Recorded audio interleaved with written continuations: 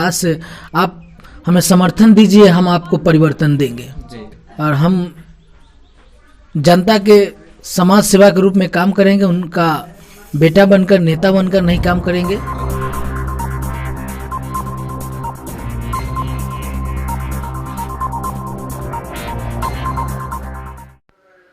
रामनरेश सहनी कुछ लोगों के लिए ये नाम बेशक नया होगा, लेकिन मड़वन प्रखंड में युवा भाजपाइयों में ये नाम काफ़ी मशहूर है।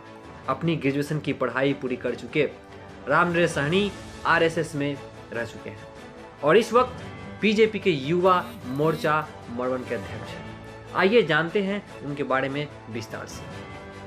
रामनरेश सहनी मड़वन 21 जिला परिषद चुनाव प्रत्याशी के रूप में इस बार आ रहे हैं। इनके पिताजी का नाम किशोरी सहनी हुए और ये ग्राम गवसरा से बिलोंग करते हैं। इनकी जन्म 10/2/1992 को हुई थी और इनका काम समाज सेवा के रूप में।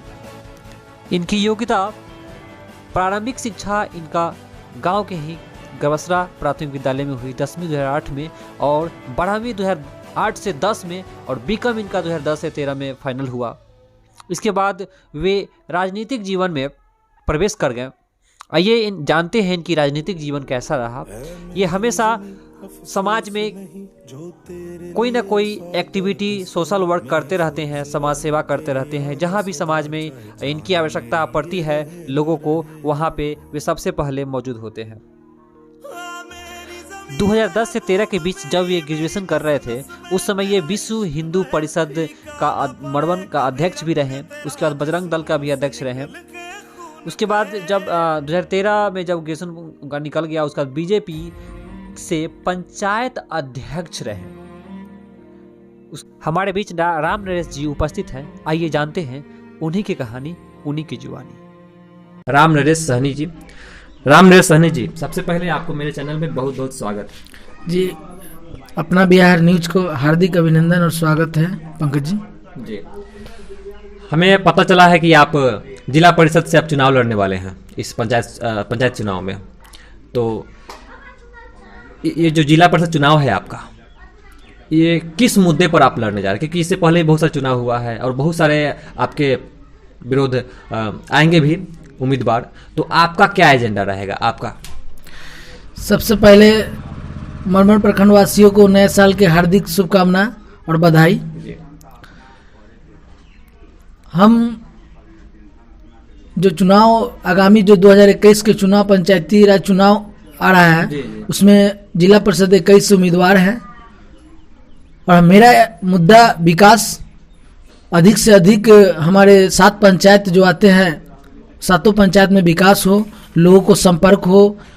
हम चाहते हैं कि लोग से संपर्क जुड़ा रहे। इससे पहले भी बहुत सारे कैंडिडेट जो चुनाव जीते हैं मगर लोगों से संपर्क नहीं रहा, मगर मैं उससे अलग हटकर जो अगर चुनाव में जो हम उतरे हैं और चुनाव जीतेंगे तो लोग से संपर्क बना रहेगा। लोगों को सुख दुख में हर काम, जो भी लोगों का समस्या होगा उस समस्या को समाधान करने का प्रयास करेंगे, ताकि लोग जो भविष्य के जो जिला परिषद थे उससे बेहतर हम करेंगे और विकास भी करेंगे।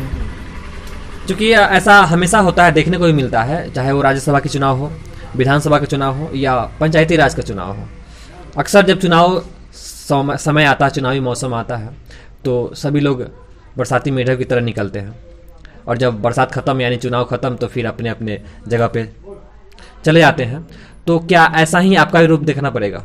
थोड़ा तीखा सवाल है, सॉरी, लेकिन आप बताइए इसके बारे में। जी बिल्कुल नहीं, ऐसा तमाम जनता को देखना नहीं पड़ेगा और हम जनता के समाज सेवा के रूप में काम करेंगे। उनका बेटा बनकर, नेता बनकर नहीं काम करेंगे। लोगों को 24 घंटा सेवा उपलब्ध देंगे। जिनकी भी समस्या होगी उनके जाकर घर पर समाधान करेंगे, ये आशा और विश्वास करता हूँ। तो ये नाम रामनरेश जी हैं, इनका कहना है कि नेता बन के लोगों का सेवा नहीं करना चाहते हैं, ये लोगों के बेटा बन करके, गवसरा का बेटा, मड़वन का बेटा, और इसके लिए आपसे आशीर्वाद चाहते हैं। अगला सवाल ये नरेश जी कि सपोज डेट आप अपनी मंजिल को प्राप्त करते हैं, अर्थात जिला परिषद में आप विजयी होते हैं, तो सबसे पहला कदम आपका किस क्षेत्र में रहेगा?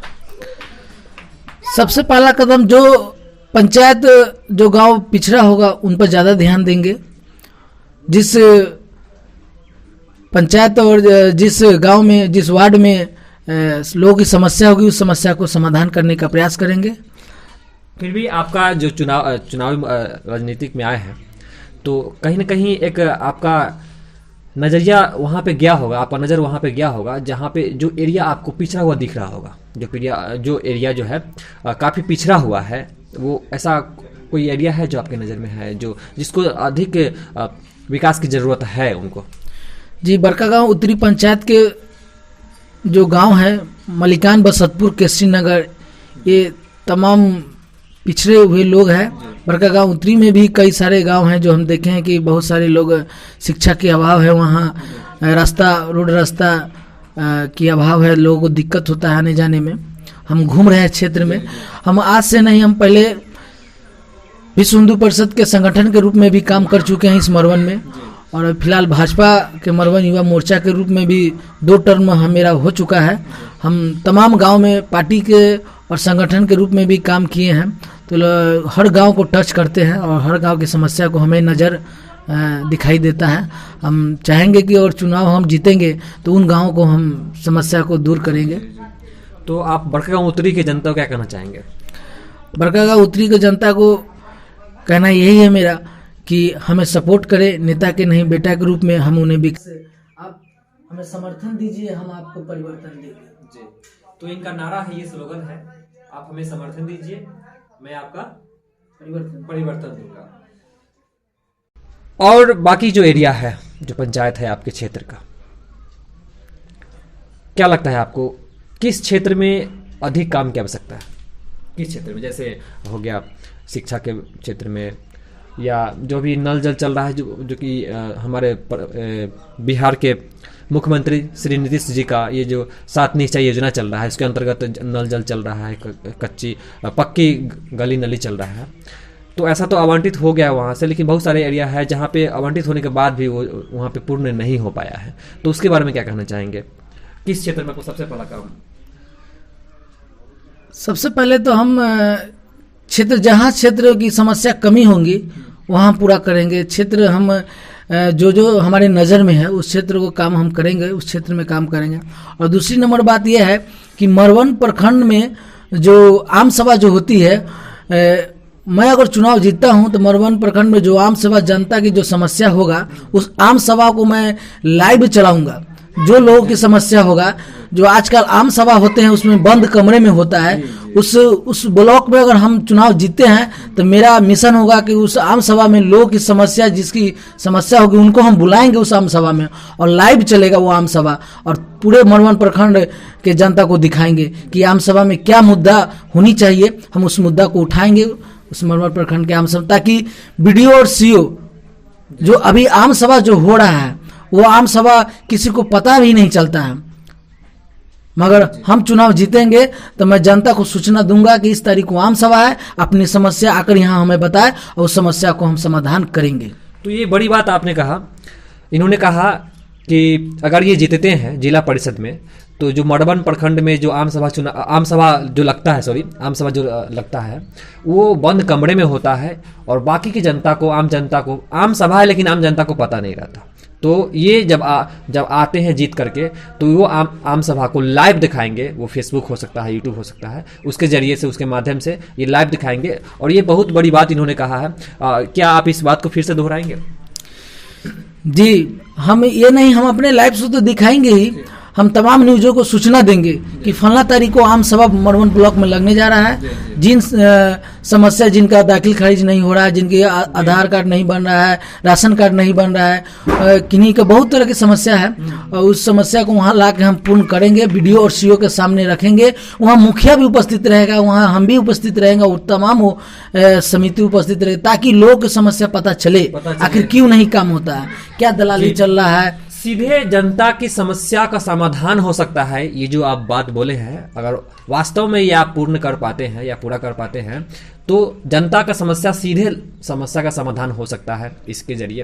क्योंकि ऐसा बहुत सारी जनता है जो मरवन प्रखंड के चक्कर काटते हैं, उनके काम नहीं हो पाता है, उनकी समस्या है लेकिन कोई सुनने वाला नहीं है, या वो कहना चाहते हैं लेकिन किन्हें कहे कोई मिलते नहीं उनको। तो ये बहुत बड़ी बात है, ये आपका ये प्रोमिस रहा जनता से। तो आप देख रहे थे राम नरेश जी को, जो कि जिला परिषद के उम्मीदवार से आ रहे हैं पंचायती राज चुनाव में, और इस इंटरव्यू में जाते जाते एक वादा करके गए हैं हम लोगों से, मड़वन प्रखंड के जनता से, कि अगर ये जीत के आते हैं जिला परिषद में तो आम सभा जो लगती है वो लाइव दिखाएंगे लोगों को, वहाँ पे लोग पहुँच करके सामने अपने नज़र के सामने अपनी समस्या को समाधान करा सकते हैं। धन्यवाद, देखते रहिए HAB न्यूज।